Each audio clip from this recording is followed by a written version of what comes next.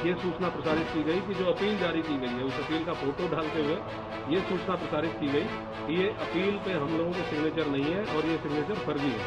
तो ये पुलिस और पब्लिक दोनों को गुमराह करने का प्रयास इसके द्वारा किया गया और इस घटना में लोगों को प्रतिवाद करने के लिए उकसाने का प्रयास किया गया। उत्तर प्रदेश के बरेली जनपद में 26 सितंबर को हुए बवाल के बाद पुलिस एक्शन मोड में नजर आ रही है। जनपद में हुई हिंसा के बाद जिला और पुलिस प्रशासन लगातार कार्रवाई कर रहा है।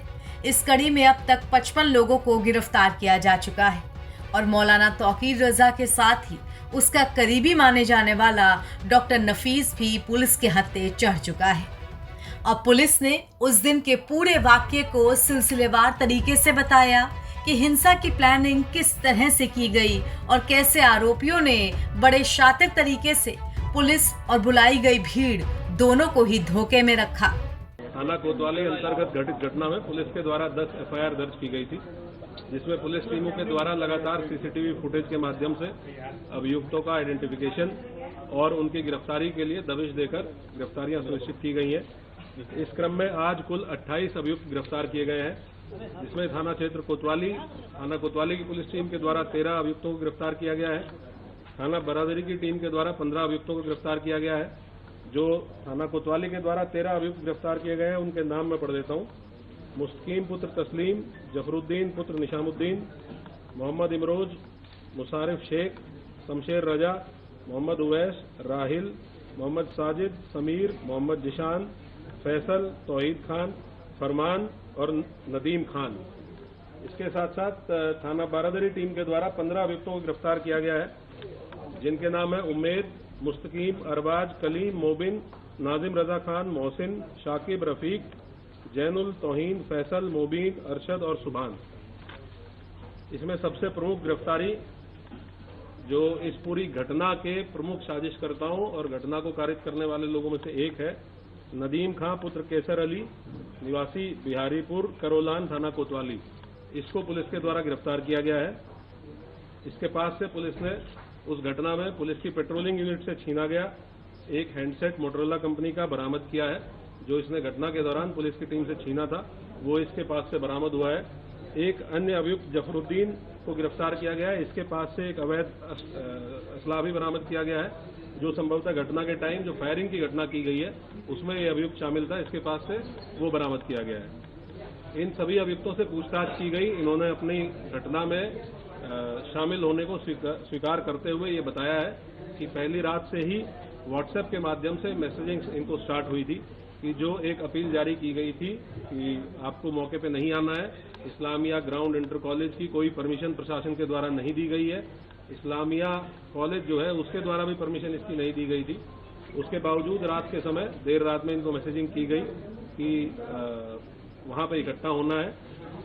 इस तरह की मैसेजिंग के बाद ये धीरे धीरे व्हाट्सएप ग्रुप्स में जब ये वायरल होने लगा, इसकी मॉनिटरिंग भी हम लोगों के द्वारा की जा रही थी। इसीलिए पुलिस टीम पहले से सतर्क भी थी और हम लोगों के द्वारा पर्याप्त डिप्लॉयमेंट इस पॉइंट ऑफ व्यू से किया गया था। जो नदीम खां इसमें गिरफ्तार हुआ है, इसका महत्वपूर्ण रोल प्रकाश में आया है। इसने बताया है कि पहले दिन जो अपील जारी की गई थी, जिसमें लिखा गया था, एक लेटर हेड पे अपील जारी की गई थी, जिसमें नदीम खान के साइन थे और डॉक्टर नफीस, इन 2 लोगों के साइन थे। एक तीसरा व्यक्ति लियाकत खां के साइन थे। लियाकत इनकी पार्टी का एक पदाधिकारी है, लेकिन इन दोनों के द्वारा लियाकत का फर्जी साइन करके और वो लेटर हेड इनके द्वारा जारी किया गया था। ये इन्होंने बताया है पूछताछ में, प्राथमिक पूछताछ में। इसको क्रॉस चेक कराने के लिए हम लोगों ने लियाकत के लिए भी अपनी टीम लगाई है, वो हिरासत में लेकर इसको क्रॉस चेक करेंगे। ये अपील जारी करने के बाद नदीम के द्वारा आईएमसी के व्हाट्सएप ग्रुप में लगभग 1:30 बजे के आसपास ये सूचना प्रसारित की गई कि जो अपील जारी की गई है उस अपील का फोटो डालते हुए ये सूचना प्रसारित की गई कि ये अपील पे हम लोगों के सिग्नेचर नहीं है और ये सिग्नेचर फर्जी है। तो ये पुलिस और पब्लिक दोनों को गुमराह करने का प्रयास इसके द्वारा किया गया।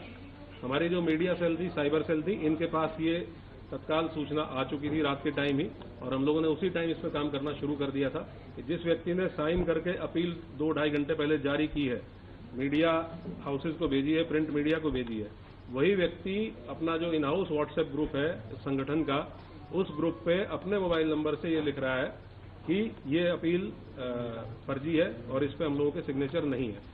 तो इस तरीके से इनके द्वारा पुलिस प्रशासन और पब्लिक तीनों को गुमराह करके और इस घटना में लोगों को प्रतिवाद करने के लिए उकसाने का प्रयास किया गया। उनके साथ कुछ और भी अन्य साथी इस पूरी प्लानिंग में शामिल थे। उन लोगों के भी नाम हम लोगों की इन्वेस्टिगेशन में प्रकाश में आए हैं, उनको भी हम लोग अतिशीघ्र गिरफ्तार करेंगे।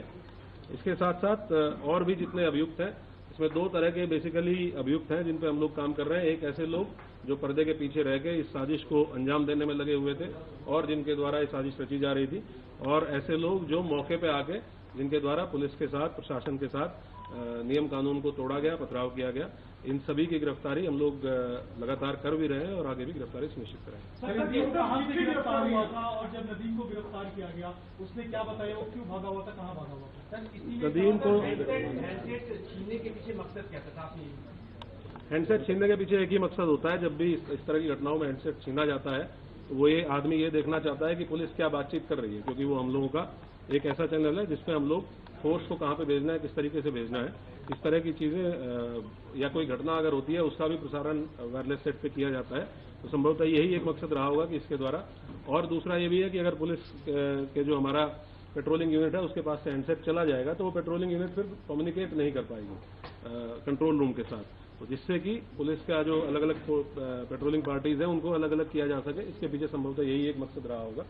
नदीम को थाना क्षेत्र कोतवाली से ही गिरफ्तार किया गया है और इसके और भी जो अन्य साथी हैं, कुछ ऐसे नाम हैं जो इसने हम लोगों को बताए हैं, जो प्रकाश में आए हैं इनकी पूछताछ से, उनके लिए भी हमारी टीमें लगी हुई हैं। जल्दी ही गिरफ्तारी सुनिश्चित करेंगे। सर, इन्होंने व्हाट्सएप से कॉल करके किस तरह से लोगों से बात की थी, कितनी कॉलें हुई थी, कितने मैसेज हुए थे लोग भड़काने के लिए? जो दो लोग जेल गए हैं, फरत और फरमान, जो फाइक एनक्लेव में रहने वाले हैं, फरत और फरमान का बहुत महत्वपूर्ण रोल था अगले दिन सुबह वीडियो को सर्कुलेट करने में।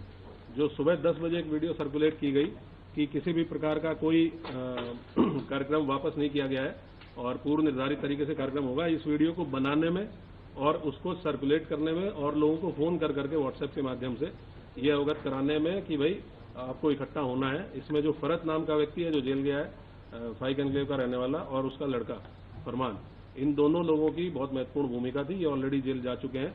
ये बात भी इससे पूछताछ में हम लोगों के प्रकाश में आई है। जो और अभियुक्त पकड़े गए हैं उनसे प्रकाश में आई है और ये उनसे तस्दीक भी हुआ है। इस पूरी हिंसा के दौरान आरोपियों का मकसद था कि ज्यादा से ज्यादा भीड़ को एक ही जगह पर इकट्ठा करके सब कुछ ब्लॉक कर दिया जाए, ताकि पुलिस एक साथ इतनी भीड़ को संभाल ना सके और चारों ओर बवाल मचे। क्योंकि कहीं एक पॉइंट पर तो इकट्ठा हो ही नहीं पाए। जो हम लोगों की नाकाबंदी थी, क्योंकि हम लोग अवेयर थे पहले से ही कि इस प्रकार का एक प्रयास हो सकता है कि किसी एक पॉइंट पे बहुत अत्यधिक भीड़ की जाए, तो हमारी नाकाबंदी और बैरिकेडिंग शहर के चारों तरफ थी। और इसीलिए आपने देखा होगा कि शहर के किसी भी पॉइंट पे, सिंगल पॉइंट पे भीड़ को मर्ज नहीं करने दिया गया। अगर भीड़ एक जगह पे मर्ज होती है तो वो भीड़ बहुत ज्यादा संख्या हो जाती है। तो हमारे पास जो भी बैरिकेडिंग पे राजपत्रित अधिकारी जीओज लगे थे, उन्होंने अलग अलग पॉइंट्स पे रोका और इसीलिए 10 एफआईआर दर्ज हुई है। अलग अलग 10 पॉइंट्स पे पुलिस के साथ पुलिस के ऊपर पथराव या सरकारी कार्य में बाधा डालने का काम किया गया, तो इसीलिए इन 10 पॉइंट्स पे एफआईआर हुई है। सिंगल पॉइंट कोई ऐसा नहीं। बरेली जनपद में जुमे की नमाज के बाद भीड़ ने भड़काऊ नारेबाजी की थी। इसके बाद पुलिस को लाठीचार्ज करना पड़ा था। मौलाना तौकीर रजा ने लोगों से नमाज के बाद इस्लामिक ग्राउंड में इकट्ठा होकर आई लव मोहम्मद मामले में अपनी ताकत दिखाने की अपील की थी। हालांकि इस अपील के बाद खुद मौलाना तौकीर रजा तो सामने नहीं आया, लेकिन उसकी अपील पर एकत्र भीड़ ने जमकर नारेबाजी कर दी। पुलिस ने लोगों को रोकने की कोशिश की तो भीड़ उग्र हुई। भीड़ की तरफ से पुलिस पर पत्थरबाजी की गई, जिसके बाद पुलिस ने भी लाठीचार्ज करके भीड़ को तितर-बितर किया था। नवभारत टाइम्स की रिपोर्ट।